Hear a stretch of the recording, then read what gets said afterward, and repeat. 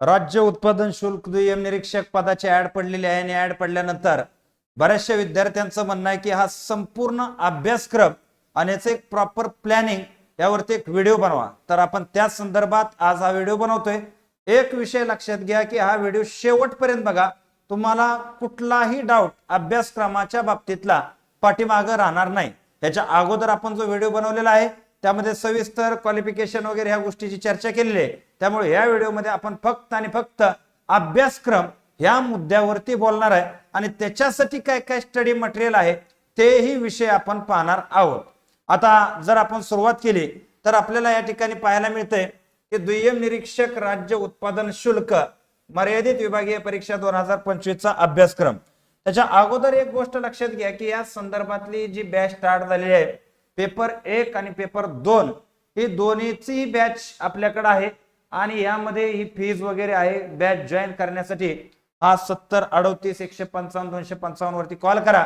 तर एक मुद्दा असा आहे की जेवढं सिलेबस आहे आणि त्याचे बुक्स जरी तुम्हाला विकत घ्यायचे झाले ना तरी सुद्धा याच्या डबल पैसे तुमचे निघून जातील आणि त्यातून काय समजलं काय राहिलं काय आलं हे समजायला कठीण होईल. त्याच्यामुळं यामध्ये सगळे पीडीएफ नोट्स राहतील, प्रत्येक घटकाचं लेक्चर राहतील, live plus recorded, personally mentorship देखील विद्यार्थ्यांना यामध्ये अवेलेबल आहे. आता वळूयात मूळ मुद्द्याकडे आपल्या. तो मूळ मुद्दा आहे अभ्यासक्रम. आता यामध्ये दोन पेपर आहेत बघा, पेपर 1 आणि पेपर 2. आता पेपर 1 मध्ये जर आपण पाहायचं झालं तर यामध्ये सामान्य अध्ययन, मराठी, इंग्रजी आणि सर्वसाधारण बुद्धिमापन चाचणी. ते सर्वसाधारण बुद्धिमापन चाचणी हा पण मुद्दा आपल्याला नीटनेटका पाहायचा. यामध्ये काय असते, आता हा 100 प्रश्न 100 गुणांसाठी हा पेपर आहे. 1 तास यामध्ये कालावधी आहे. किती? 1 तास कालावधीचा हा मुद्दा आहे. आता यामध्ये जर आपण पाहायचं झालं तर पुढचा विषय मुख्य आणि गौण कायदे, मराठी आणि इंग्रजी माध्यम. यामध्ये मराठी आणि इंग्रजी हे दोन्ही भाषेमध्ये आहे. आता यामध्ये बघा पहिला पेपर 1 नेमका काय आहे ते पाहण्या अगोदर लक्षात घ्या की 1/4 निगेटिव्ह मार्किंग सिस्टम आहे. किती? 1/4 निगेटिव्ह मार्क सिस्टम आहे. हा विषय लक्षात घ्या. आता यामध्ये जर आपण पाहायचं झालं तर प्रश्न पत्रिका क्रमांक 1 सामान्य अध्ययन ज्याला आपण म्हणतो त्यातला विषय काय आहे तो विषय लक्षात घेणं गरजेचं आहे. यामध्ये राज्य बघा साधारणतः जर तुम्ही पाहायचं झालं 4 पॉइंट आहेत. किती? 4 पॉइंट आहेत. यामध्ये 1 2 3 4 की असे 25 25 25 प्रश्न एका सेक्शनच्या वाट्याला येतील असा एक जनरल अंदाज आपण म्हणू शकतो. पण इथं फिक्स म्हणू शकत नाही. असंच होईल हे नाही, हे कमी जास्त खालीवर हे नक्की होऊ शकतं. आता इथं जर आपण पाहायचं झालं तर लक्षात घ्या सामान्य अध्ययन मध्ये तुम्हाला काय काय अभ्यासायचे. पहिला विषय चालू घडामोडी, ज्यामध्ये राज्य आंतरराष्ट्रीय पातळीवरच्या चालू घडामोडी साधारणतः 1 वर्ष अंतराच्या चालू घडामोडीचा अभ्यास करणं तुम्हाला फार आवश्यक ठरतं. इथं किती? 1 वर्षाच्या.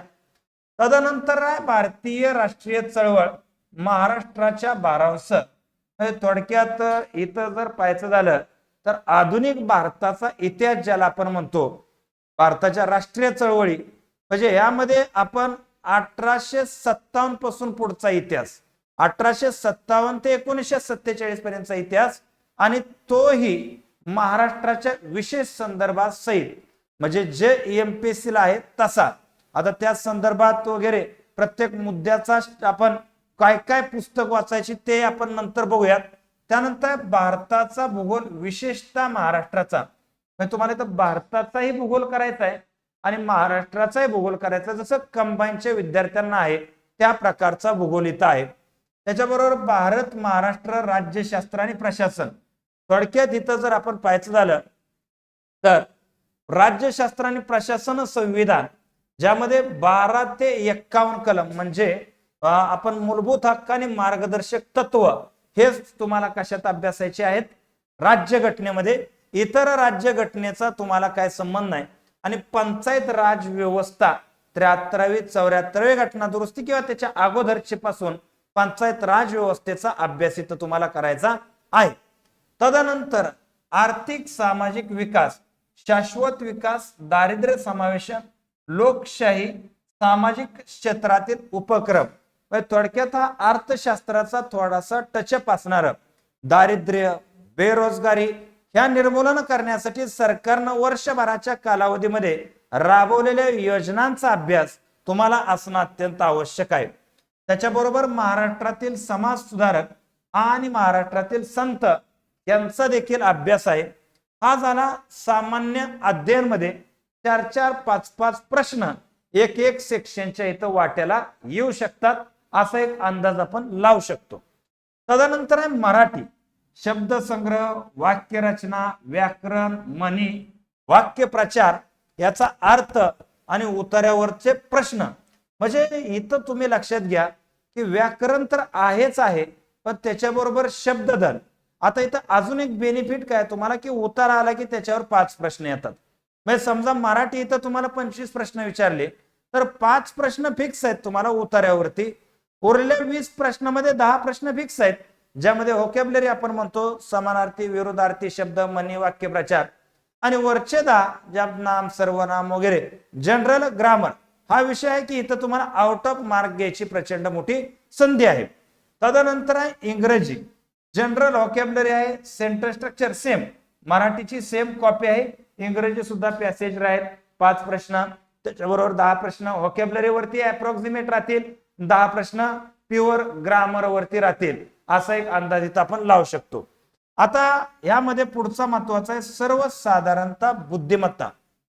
आता यामध्ये बघा संवाद कौशल्य, आंतरव्यक्तिगत कौशल्य, तर्क, शुद्ध तर्क आणि विश्लेषणात्मक क्षमता, निर्णय क्षमता, समस्या निराकरण, सर्वसाधारण मानसिक क्षमता, मूळ संरचना, अंक आणि त्याचे संबंध, परिणामाचा क्रम, तक्ता, आलेख, अशा प्रकारे.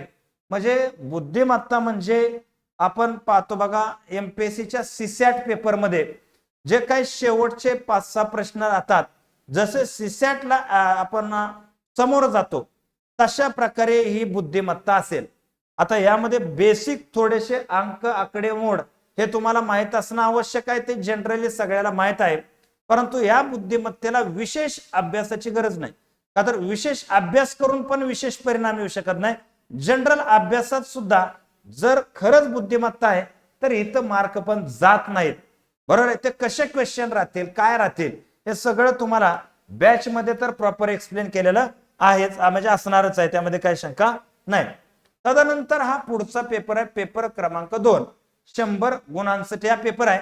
आता यामध्ये जर आपण पाहायचं झालं तर यामध्ये बघा महाराष्ट्र दारूबंदी कायदा आणि त्यावरील केलेले सर्व नियम आणि त्याचबरोबर क्रिमिनल फौजदारी कायदे, म्हणजे हे 2 सेक्शन राहतील. एका सेक्शन मध्ये दारूबंदी अधिनियम आहे ते बघायचंय तुम्हाला, कंप्लीट तो एक्साइज ऍक्ट काय आहे त्याचा अभ्यास करणं आहे. अतिशय सुंदररित्या त्याचा अभ्यास होऊ शकतो आणि तुम्ही त्या डिपार्टमेंट मध्ये आहात तर तिथं अडचण पण तुम्हाला अभ्यासाला येणार नाही.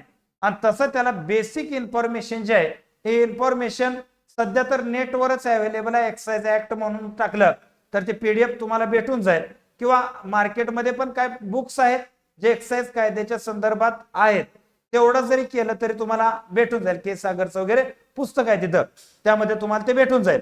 आता हे बॅच मध्ये सुद्धा आपण अत्यंत जबरदस्त पीपीटी, पीडीएफ सगळं वापरून ते बनवणार आहे. आता त्यामध्ये परत गट ब यात म्हणजे सेक्शन 2 याचा जो आहे त्यामध्ये भारतीय न्याय संहिता 2023, आपल्याला माहिती आहे आयपीसी मध्ये जो चेंज झाला तो भारतीय न्याय संहिता 2023 पासून तो चेंज झाला आणि हे नाव पण आलं. तर नवीन कायदा काय आहे, त्याच्याबरोबर भारतीय नागरी सुरक्षा संहिता हा कायदा 2023 चा काय आहे, टोटल कायद्याचा अभ्यास आहे. बघा टोटल अभ्यास आहे, म्हणजे इथं सेक्शन्स गाडले नाहीत. हे सेक्शन्स तुम्हाला माहिती असणं गरजेचं आहे. हे लॉ लेवलनं माहिती असणं नसेल इतकं नसेल, परंतु जनरल लेवलनं त्वरित तुम्हाला हे आवश्यकता भासती म्हणजे भासतीच, त्यामध्ये काय डाऊट नाही. तदनंतर बघा भारतीय साक्ष अधिनियम आहे, तोही पूर्णतः अभ्यासायचा आहे तुम्हाला. आणि इतर कायदे जसे की गुंगीकारी द्रव, विषारी द्रव कायदा, महाराष्ट्र औषध नियंत्रण कायदा, महाराष्ट्र आपू ओढणे कायदा, त्याच्याबरोबर लोकसेवा हक्क अधिनियम, माहिती अधिकार, महाराष्ट्र नागरी सेवा 1979, हे कायदे जे आहेत हे कायदे तुम्हाला माहिती असणं अत्यंत गरजेचं आहे. आता याला आपल्याकडे पूर्ण JFMC ची बॅच चालू असल्यामुळं याला वकिलाचा मोठा फौज फाटाच तुम्हाला शिकवायला आहे. कशाला? ह्या ऍक्टला, बरोबर आहे. आणि त्याच्यामुळं तुम्ही हा अभ्यास जो आहे हे कुठून करायचं, काय करायचं, तर प्रत्येक कायद्यावर स्वतंत्र पुस्तक मिळतं किंवा जुनी पुस्तक आहेत बघा, पण ते जुन्याचा तुम्हाला फायदा होणार नाही. का तर अगोदर PSI ला हे कायदे होते, परंतु IPC CRPC ते जुन्या कायद्यानुसार होतं. नवीन नुसार अजून मार्केटमध्ये बुक्स आलं नाही. हे तुम्हाला डायरेक्ट नेटवर कुठेही तुम्ही जर टाकले PDF तर त्या तुम्हाला भेटून जातील. त्याचं सविस्तर विश्लेषण तुम्हाला करता आलं पाहिजे. हा याचा एक मोठा विषय आहे.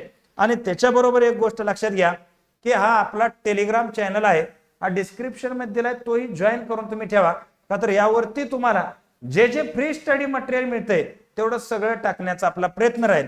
आणि हे जे आपलं ऍप आहे हे ऍप तुम्ही डाउनलोड करा आणि बॅच घ्यायची असेल तर याच्यावरती घ्या आणि डिस्क्रिप्शन मध्ये या सगळ्याचीच लिंक तुम्हाला टाकण्यात आलेली आहे.